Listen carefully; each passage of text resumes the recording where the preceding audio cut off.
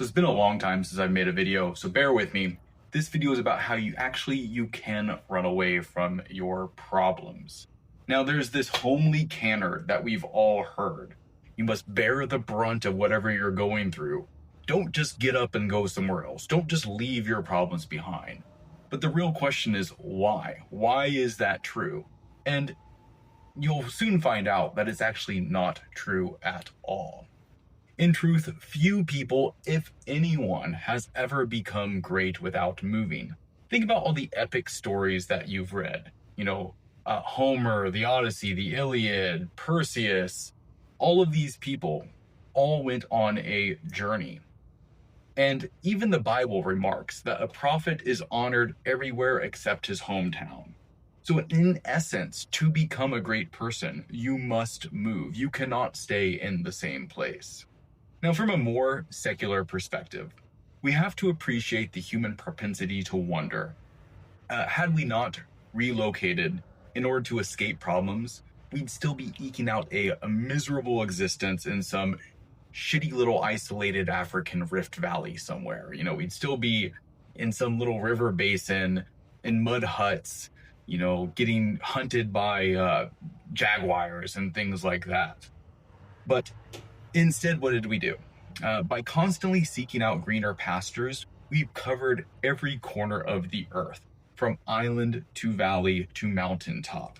Now, throughout human history, moving was probably the most common response to any single large problem. But is it effective? That's the big question. Is just getting up and leaving an effective solution to problems? And the answer is yes. Especially whenever the environmental conditions are a big factor influencing your problems. It's the best solution to the problem. Think about, there's a famous case during the American-Vietnam War. Upwards of 20% of soldiers were utterly addicted to heroin. But very, very few of them continued using that drug after they returned to the United States. Simply put, they were in a very bad situation. The drug was available, death, despair all around you. You don't know why you're there. I don't know if you've ever been to the jungle in Vietnam, but it would be a terrible place to be lost in, especially whenever there's little men sticking out of holes trying to shoot you. Very horrible place. Of course you would want to be on heroin there. But whenever they got back away from that war zone, they were back with their families.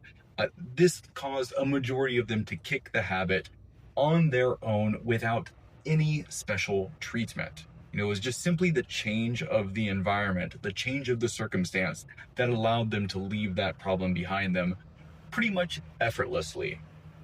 So most of us today aren't in a literal war zone, though. We can't really blame carnage and death for our bad habits.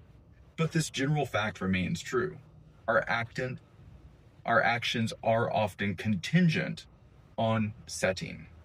So if anything, not being an invading grunt makes our problems more insidious and harder to escape, right? It's really easy to be like, all right, I'm going to get out of this war zone as soon as possible, go see my family again. But whenever we are in our hometown, or whenever we are in a place where we want to be, it's much more difficult to leave the problems we have created for ourselves behind. In the Vietnam War, families welcomed their sons back, communities threw homecoming parades, jobs were waiting. But what do we do today when your family and community isn't inspiring your growth, where opportunities are few and far between? And that's where many people find themselves today.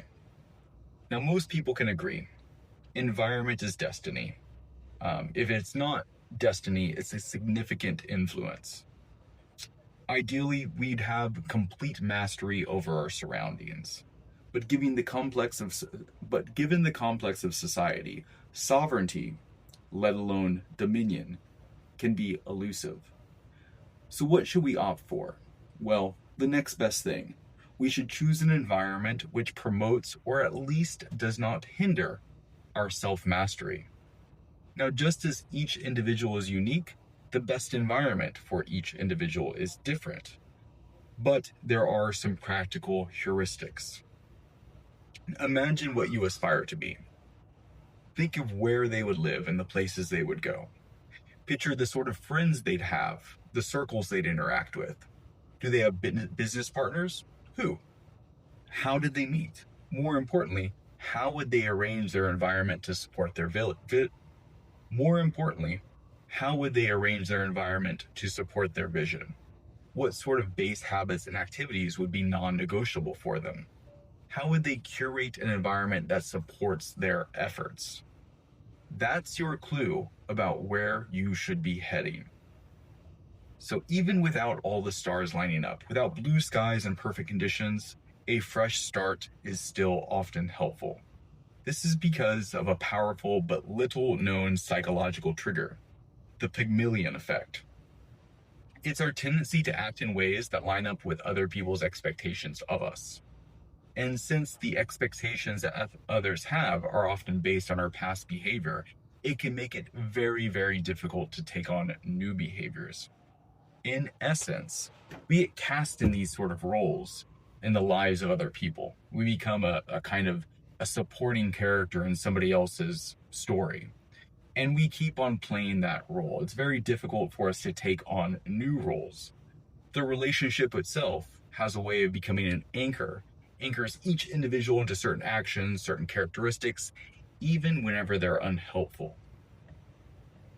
Therefore, by starting anew, we suddenly find ourselves freer to act out in different ways.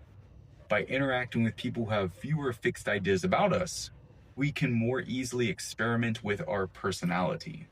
In short, when we aren't bound by how others view us, we have more room to grow. Of course, you can't run away from all of your problems, especially if you are the source of them. The axiom is definitely true. Wherever you go, there you are. A change of scenery certainly eliminates much of the environmental inertia and the cues for the way we act. Nonetheless, the onus is still on us to ensure we don't slip back into old cycles. Bringing some baggage to a new locale is inevitable. At best, we can be mindful and aware of how past circumstances and habits can echo into the present, even when everything else has changed on the surface. With some expectations, caveats, and considerations, moving is often a great choice. When you feel stuck, when you feel like people around you aren't moving in the direction you'd like to go, what better choice is there? If you don't like the way your life is going, if you don't like the direction it's heading, the answer is very obvious. Go a different direction. If you enjoyed this video, leave a like, leave a comment. See you next time.